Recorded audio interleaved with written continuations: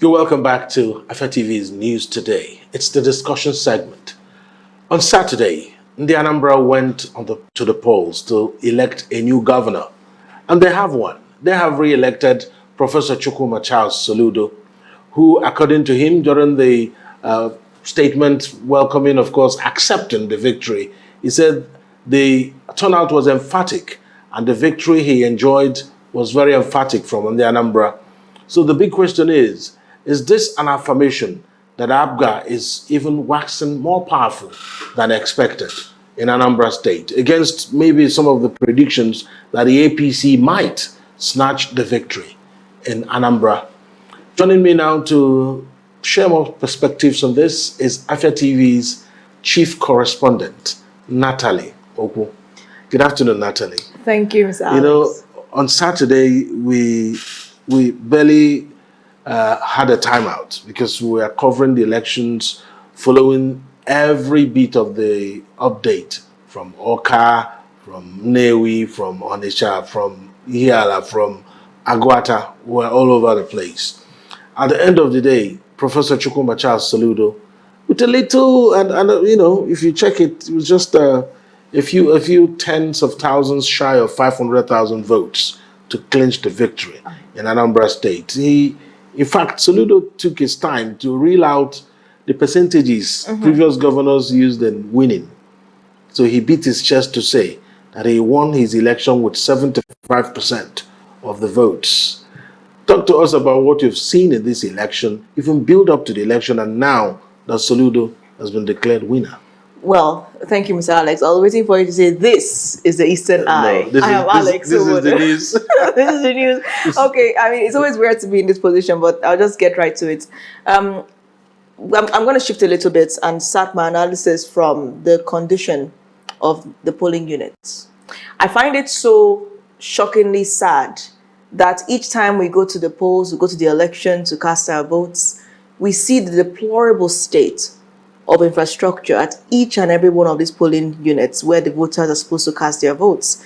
I mean, we're almost used to seeing the dilapidated infrastructure, the signs of wear and tear, and it's not changing.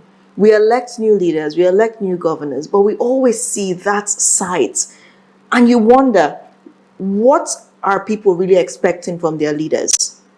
And just when you're still trying to take all that in, you now see the fresh development about a lot of these parties commercializing the election. Now votes have become some kind of commodity in the election. People are transacting with their votes, receiving as little as $2, according to the AAC candidate, Choma Ifemeludike. $2 just to get someone to win. At the end of the day, expending the next 4 years, if that's not who they were supposed to elect. So I think the state of Nigeria begs a lot of questions, especially the political atmosphere. You see a situation where security agents are there, media persons are there, observers are there, and they see so many anomalies going on, but they decide that instead of focusing on those anomalies, they will tell you that, oh, they assessed the election and altogether it was 80% credible or 90% credible. I have to say on this program that I was shocked at some of the assessments I got from a lot of the international observers who rated the election highly. I mean, even if we did not have violence, but there were heavy allegations of vote buying. We saw the video live and direct when the AAC candidate was standing saying people are writing their names there and they're paying, collecting their money over there. I mean, what you see is a situation where all caution is being thrown to the wind. These parties are just bringing money to the field and they're being allowed. So you have a situation where every single person is complicit. And while you are there selling your votes for whatever reason, abysmal reason that you have, the structure behind you is like a haunted house. I don't mince words when I say I am disappointed in the electoral umpire. But to be fair, Amupiton just had barely a week to prepare for the election. So whether or not it was a success or not, you cannot really blame him because, I mean, what could he have done? He was more of an observer than a lot of those foreign observers. I'm just, the issue you raised about infrastructure also got my attention. It looks like we favor open air voting in Nigeria. maybe it's not for the lack of better structures where people can actually enter and cast their vote. When I covered the midterm election in the US, I'm not sure I saw any voting center that was open air. You have to enter into a structure to vote. Right. And it was usually orderly. Yes. I don't know why we resort to having to stand in front of primary schools, by the side of streets, in the middle of nowheres. And again, you look at those primary schools where they stay. Right. I think that's the allusion you are making to the dilapidated infrastructure. It's so dilapidated. I mean, and it's the same every year. Once it's election day, I expect to see the orange and reddish footage. And by orange and reddish, I mean the walls already covered in red dust, regardless of the area. And in the Southeast, some areas are prone to that. So you get ready to see that. And, you are seeing successive administrations serving out their tenures and not doing anything.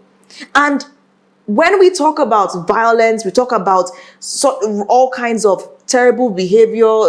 Some people will say ratchet behavior at the elections. It also draws from the environment, because when you put people in that kind of environment, they tend to throw all care to the wind. We see how Nigerians act when they leave Nigeria. They suddenly comport themselves. Let's imagine you're traveling abroad. You fight at the airport, you do, and once you get to the stopover, where you get your connecting flight, you now start. Those who want to be troublesome now calm down. So the illusion I'm trying to create is this: if we have more sanity at these polling units, be it a primary school, be it would get into the minds of people that you cannot misbehave here. And even if you have the tendency to misbehave, you would first of all soak in the atmosphere and realize if this is the right place for you to misbehave. It's like you can't go to State House and start shouting or calling what's going on. You can't. You have to comport yourself. So I think it's time for Nigerians to really look within. Now, if the governor-elect, Professor Chukwuma Soludo, has won fair and square, that is fine. But at the end of the day, anyone that says that this election was hitch-free, and I can already hear some viewers probably saying, like, no one is saying it was hitch-free. We've all acknowledged the faults. I get it. But the fact is, can we stop focusing on the positives for just 1 minute and look at the problems? You cannot open your mouth. I mean, Nigeria has been called a disgraced country, for goodness sake. You can't open your mouth and be saying that, oh, it was good. But anyway, there was massive vote buying. It sounds insane. All right. We'll have just a minute or two left. So already the only person that's been vocal about since after the election is Nicolas Ukachukwu. I'm sure the other candidates may have said something. He's weighing his options. He rejected the results. Do you think they will go to court? Some people are already suggesting that this election, just let it be. Don't disturb yourself going to court. Do you see them going to court?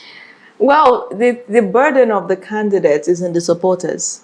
Because so many people that have backed you, you don't want to let them down. And no matter what you think as a third party watching them, they feel the need to carry on their supporters. So whether or not he has the energy or feels is the right thing, I feel he might want to go to court. Especially as you know, that if a governor, Professor Chukwuma Soludo, were to eventually defect to the All Progressives Congress, as is being rumored, people are already speculating about it. If he should defect, you know what that's going to mean for him as a member of the All Progressives Congress. So he's going to try to defend himself at all costs, if my speculations are right. Okay, so I do see him going to court like every other party. I mean, minority party candidates go to court. We saw the PRP candidate in Enugu, the People's Redemption Party candidate, Comrade Chris Agu, go to court. He said he wanted the tribunal to declare him the winner. Right? Even if he had less than 600 votes, he still wanted to go to court. So if someone could go to court with less than 600 votes, imagine someone that had at least over 90,000 votes. I think he would go to court. All right. I mean, we'll have time there'll be more time to discuss, even with some of the candidates. Hopefully, maybe tomorrow, I think you have one of the candidates that will be coming on the morning show. Right. We're trying to get a lot of the opposition candidates to come on the program tomorrow. That would be nice to hear from them. Thank you so much. Thank you. Natalie Oku, the chief correspondent, Afia TV.